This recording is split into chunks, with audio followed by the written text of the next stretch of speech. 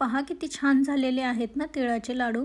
या लाडूसाठी लागणारे सर्व उपयुक्त टिप्स मी या व्हिडिओमध्ये सांगितलेल्या आहेत, त्यामुळे व्हिडिओ शेवटपर्यंत पहा। जवळपास पावशेर तीळ मी घेतलेले आहेत। 250 ग्रॅम तीळ आहेत हे।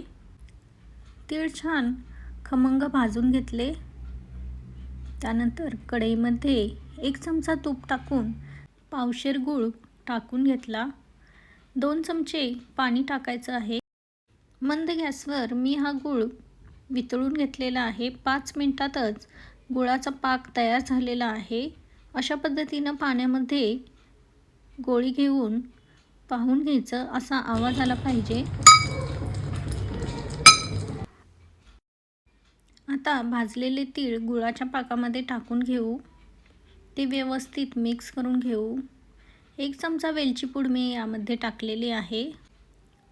अशा पद्धतीने मिश्रण छान मिक्स करून घ्यायचं आहे।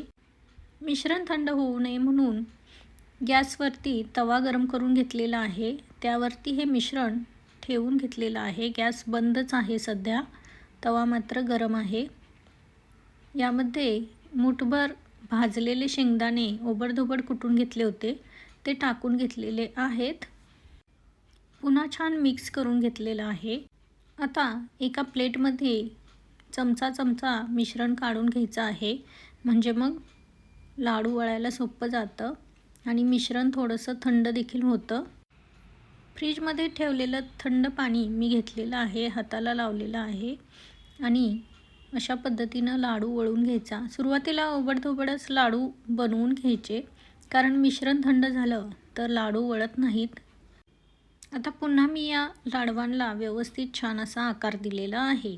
शेवटचं मिश्रण थोडंसं थंड झालं होतं, त्यामुळे पुन्हा कढईच्या खालचा तवा गरम करून घेतला आणि पाहू शकता शेवटचा लाडू देखील छान झालेला आहे। 10 मिनिटातच सर्व लाडू तयार झालेले आहेत। पाहू शकता खूप छान लाडू झालेले आहेत।